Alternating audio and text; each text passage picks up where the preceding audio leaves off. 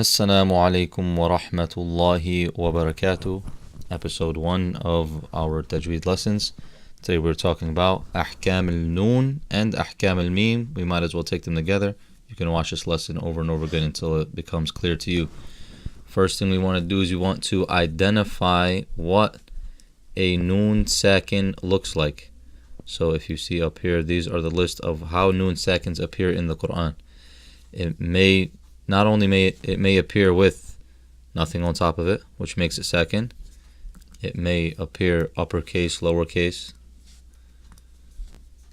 It may appear with nothing on top. It may appear lowercase form. It may appear with a sukoon on top. And we're going to talk about when it has a sukoon and when it doesn't. And sometimes it may appear in, as you see here, in the tanween. Sometimes we get it. We have a noon, nan, an.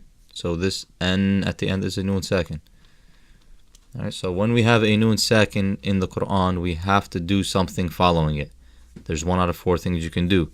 You can do idgham, or you can do idhar, you can do iqlab, or you can do ikhfa. So any noon sakin, you're going to have to do one of these four. Now, if you have a noon sakin followed by any letter in here, yarmulun, the ya, the ra, the mim, the lam, the waw, or the noon. If you have a noon sakin, right, it may have a sukoon on top, it may not. It may be a different letter with tanween, right? Followed by any one of these letters, you do idgham. What does idgham mean? Idgham means that in regards to the noon sakin, idgham literally means to replace the letter that's sakin with the following letter. So if this was supposed to be an ya, we're saying an ya. So we're taking the noon out and we're replacing it with the next letter. That's the literal definition of idgham. For the noon sakin, however, we're adding a ghunna. So we're taking out the noon, we're putting a ya, and we're adding a ghunna. What is a ghunna? A ghunna is nasalization. Ay, that is called a ghunna. So this is what we add. And we do this with every letter, every one of these letters. The ya, the mim, the waw, and the noon. The ra and the lam, however, we do not add ghunna because it wouldn't make sense to. We're not going to say min rabbikum, min, or man. Doesn't make sense. So with the lam and the ra, only exceptions, we do not add ghunna. The other letters we do add ghunna. And we have some examples here in the Quran. For idgham, I've highlighted them in green. Here we have, if we wanted to continue, it's supposed to be غِشَاوَةٌ وَلَهُمْ. غِشَاوَةٌ وَلَهُمْ. This tanween causes a noon sakin, followed by a waw, which is from the letters of yarmulun, meaning we do idgham. So it sounds like غِشَاوَةٌ وَلَهُمْ. غِشَاوَةٌ وَلَهُمْ. Another example we have here, a noon sakin followed by a ya. So we say it's supposed to be man yaqul, but we're saying man yaqul. So we're taking out this noon and we're putting a ya there instead, and we're adding a ghunna. So we're saying man yaqul as if there's two yas here and here, and we're holding a ghunna. Man yaqul. We have another example here, but this is not with a noon sakin, so we'll save it for later. Here we have a noon sakin here, and the next letter is a waw. So it's supposed to be maradun or maradan walahum, but we're saying maradun walahum, maradan walahum. So you get the idea. It goes on. This is very common in the Quran. The reason we're taking this the first lesson because the noon sakin appears everywhere. So this is the idgham. When you have a noon sakin followed by one of these letters, you do idgham. Now the next one is even easier. Idhar, right? The hamza and the ha, the ayn and the ha, the ghayn and the kha. If you have a noon sakin followed by any one of these letters, you do idhar. What does idhar mean? Nothing. You treat it normally. You pronounce the noon fully. You don't take anything out. Man amana, right? Man amana. You don't do anything. You pronounce it regular. There's no kinds of rules that we're doing here. So, some examples here we have highlighted. Idhar is in yellow. Sawa'un alayhim. We said hamza ha ayn ha ghayn kha. The ayn is right there. Sawa'un alayhim. These are memes. We're not taking them. But if we come down here, we have Adhabun azim. Adhabun azim. I'm not doing any idgham or ikhfa or anything. Right? So they're just regular. Then we come back. If we have a noon sakin followed by a ba, we change the noon to a meme. Okay? And that's the rule. And we learn when we take ahkam al-meme, when you have a meme sakin followed by a ba, you do blank, but we're not there yet. For now, for the noon, all you do is you change the noon to a meme. And you see that here. That we have a noon sakin, and people usually can't find this noon sakin. They say, wait a minute, that's a meme right there. I'm not talking about that. I'm talking about inside the tanween here. Right? It's supposed to be two dhammas on top of a meme, which makes it basically like it's this. Mun.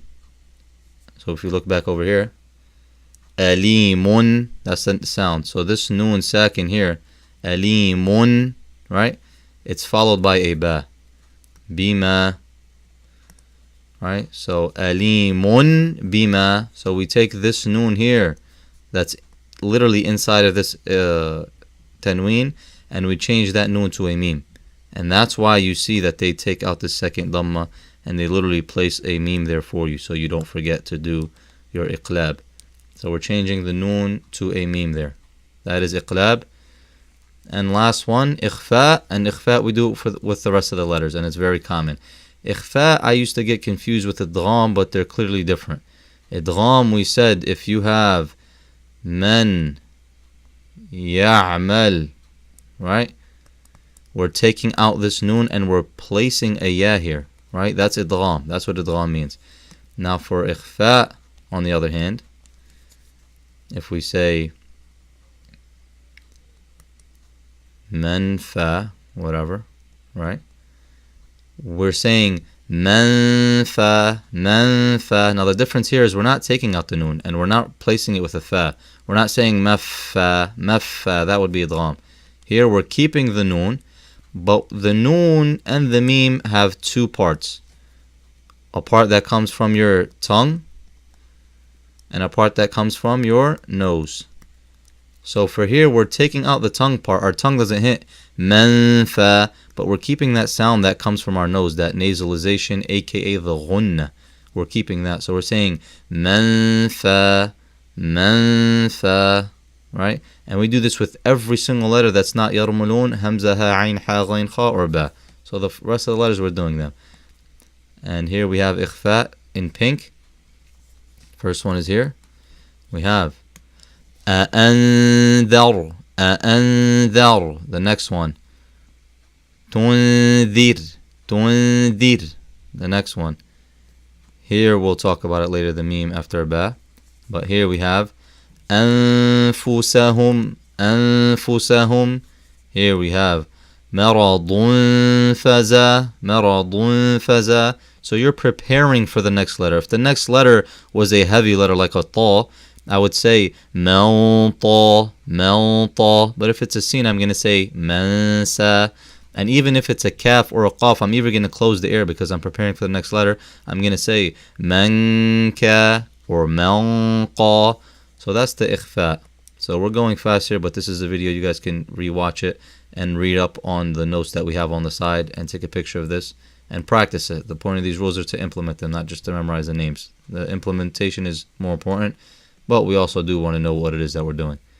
So now for the Meem Sakin, we have a similar concept, the Meem Sakin being a lot easier. Whenever you have a Meem Sakin followed by a Meem, we do Idgham. So if I have a Meem Sakin, right, followed by a Meem, we do Idgham. What does Idgham mean? Idgham, we said, means to take out the second letter and replace it with the next letter. Well, the next letter was just a Meem anyway, right? So what did they? So now we have another Meem here. So we took out this Meem to replace it with a Meem. And what you notice all the time is this letter would have a Shadda on it, because all it is a Meem Mushaddad if you're having two Meems, the first one second. And we have an example of this somewhere here. Here it is. في قلوبهم مرض ما. So we just hold this. We're literally not saying this Meem, and we're saying this Meem twice. Does it make a difference? No, it sounds the same anyway, but just for your reference. So that's the Idgham. And for the Ikhfa, we only do Ikhfa when we have a Meem Sakin followed by a Ba. And in here all we're doing is holding the Meem. And we see this here, that we have وَمَا هُمْ بِمُؤْمِنِينَ وَمَا هُمْ بِ, right? So I'm just holding that Meem, and that's the Ikhfa. And the rest of the letters we do Idhar, meaning what again? Nothing. So it's pretty easy. So for Idhar, we have lam, right? Nothing. Lam tundir hum la. So as long as it's not followed by a Meem or a Ba, we're literally doing nothing, which is most of the time. If it's followed by a Meem, you're kind of going to do it automatically. It's just going to be a Meem Mushaddad, which we have to hold anyway. And if it's followed by a Ba, that's the only thing you really have to remember is to hold the Meem. And sometimes it may come in this form. So here, what we have here is literally two rules going on at once. First, you have the Iqlab, you change the Noon to a Meem, and now you have a Noon second, a Meem second followed by a Ba, meaning you do the Ikhfa. So it's two rules stuck in one. And then we have the lengths of these ghunnas, and it doesn't matter if it's from the Noon or the Meem. Your longest ghunna is when you have Idgham or a Meem or Noon Mushaddad, and they are all equal. So every single Noon and Meem Mushaddad that you have on the page and every single Idgham all have to be the same length throughout the entire page. And not only do they have to be the same length to each other, but they have to be longer than your Ikhfa, which is your long. And then they have to be, and then what is short is the Idhar. We say man amana, man. It's not nothing, but it's short. Man amana. And then your shortest is your mutaharrika, a Noon or Meem with a haraka on it. Ma, na, nu, ni. You're literally barely ever holding it. And we have the rules here again for your reference. Idgham is to turn any letter, really any second letter, to the next letter, because it does happen without the Noon. But for our case, you turn the Noon into the next letter and you hold the Ghunna while saying that letter, except for the Ra and the Lam, which have no Ghunna. For the Ikhfa, we're holding the Ghunna while getting ready for the next letter, putting our mouth in the position for the next letter. For Iqlab, all we're doing is changing the Noon to a Meem. And for Idhar, you're doing nothing, you're just saying the Noon or the Meem. That is the first lesson. Just some side notes, and get used to this. This will most likely occur at the end of every lesson, just because I recheck everything and notice things that I forgot. For Idgham, we do not do Idgham for the Noon Sakin if it is in the same word as you see here. For this example, Dunya, it's a Noon Sakin followed by a Ya, and we said that we're supposed to take the Noon out, replace it with a Ya, and hold the Idgham. It should be Dunya, but because it's in the same word, we do not do it. As for the Ikhfa and Iqlab and all these other things, doesn't matter. Same word, not same word. And even Idgham, when we take in future lessons, with other than the Noon, we do it in the same word. Just the Idgham for the Noon Sakin, if it's in the same word, we don't do it.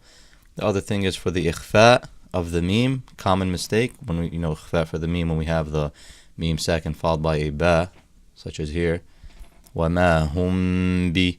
Common mistake is do not let the air open. Do not say وَمَا هُمْ بِ,